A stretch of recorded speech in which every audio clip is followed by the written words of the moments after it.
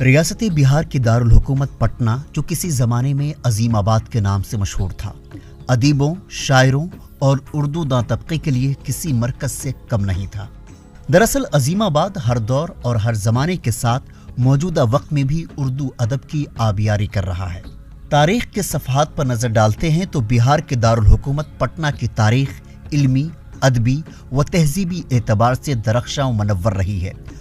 موجودہ وقت میں پٹنہ تاریخ کے اس درخشاں باب کے ساتھ مربوط ہونے کی جد و جہد کر رہا ہے۔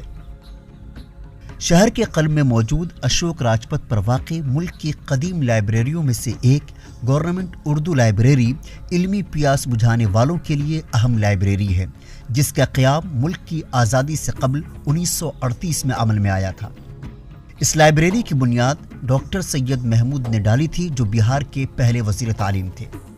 پٹنہ کی یہ گورنمنٹ اردو لائبریری ہندوستان کی پہلی اردو لائبریری ہے جو مکمل طور سے ریاستی حکومت کے ماتحت ہے۔ اس کا انتظام و انصرام حکومت بہار خود کرتی ہے۔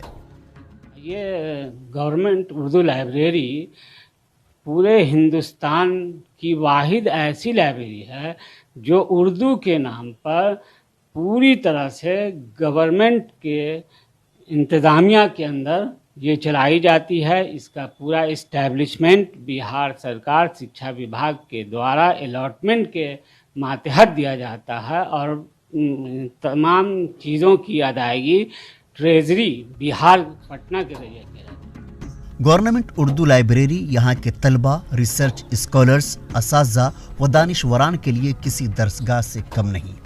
یہاں زیادہ تر طلبہ امتحان کی تیاری میں معاون کتابیں حاصل کرنے اور ریسرچ اسکالرز اپنے موضوع کی مناسبت سے علمی مواد حاصل کرنے پہنچتے ہیں۔ گورنمنٹ اردو لائبریری میں 40,000 سے زائد نادر کتابوں کا ذخیرہ موجود ہے۔ لائبریری میں روزانہ 60 سے 70 کی تعداد میں لوگ فیض یاب ہوتے ہیں۔ کہنے کو تو اردو لائبریری ضرور ہے، مگر یہاں اردو ادب کے علاوہ ہندی ادب، تاریخ، انجینئرنگ اور سائنس سے بھی متعلق کتابیں موجود ہیں، جن سے بلا تفریق ہر طبقے کے ضرورت مند فائدہ اٹھاتے ہیں۔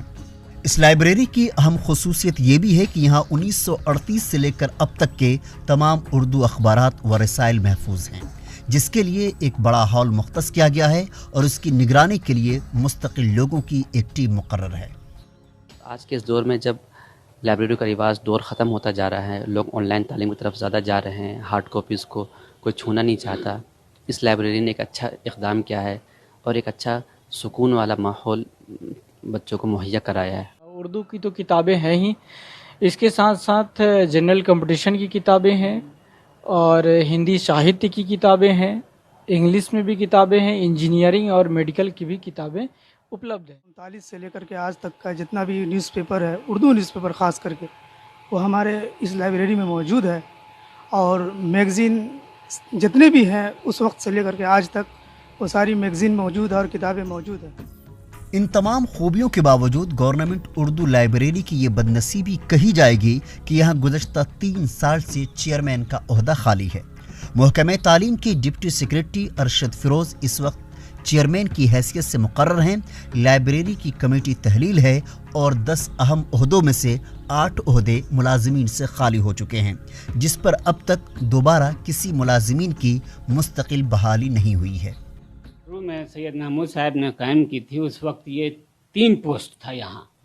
اس کے بعد 1974 میں ہارون رشید صاحب جو ہے سابق چیئرمین مائنورٹی کمیشن جو یہاں کے سیکریٹری ہوئے، تو 7 پوسٹ لایا اور سینکشن کرا کے 10 پوسٹ ریگولر پوسٹ ہے، جس میں ریٹائر ہوتے ہوتے اب 8 لوگ ریٹائر ہو گئے ہیں اور صرف 2 ملازم بچے ہیں۔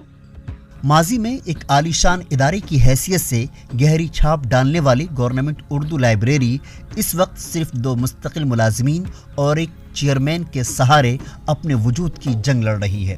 مستقل ملازمین میں سے ایک مالی شرون کمار 2022 کے فروری میں سبکدوش ہو رہے ہیں، جبکہ لائبریری انچارج اظہر الحق 2023 کے مارچ میں سبکدوش ہو جائیں گے۔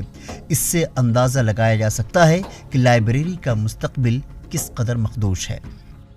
سلسلے میں کرسپونڈنس خط و کتابت کی جا رہی ہے ڈپارٹمنٹ سے کہ جو عہدے خالی ہوئے ہیں उनके ऊपर तवज्जो दे करके इसकी क्राइटेरिया के मुताबिक इसकी जल्द से जल्द बहाली की जाए। यहाँ या तो रेगुलर बहाली करें खाली ओहदों पर, या कम अज़ कम तत्काल त्वरित रूप में संविदा पर बहाली की कार्रवाई करें। लाइब्रेरी के इंतजामी उमूर कौन संभालेगा?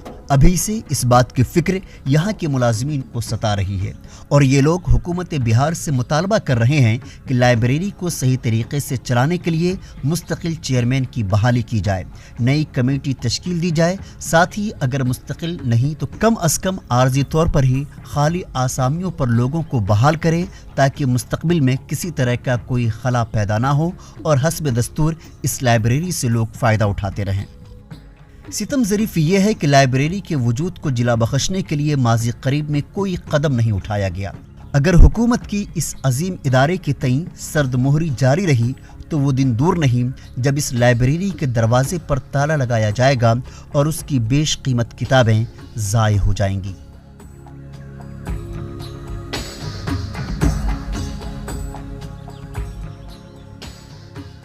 रियासती हुकूमत उर्दू के फ़रोग़ और इसकी हिफाजत के लिए दावे तो करती है, अब देखना है कि नीतीश हुकूमत इस मसले को कब हल करती है। ETV भारत के लिए पटना से मैं आरिफ इकबाल।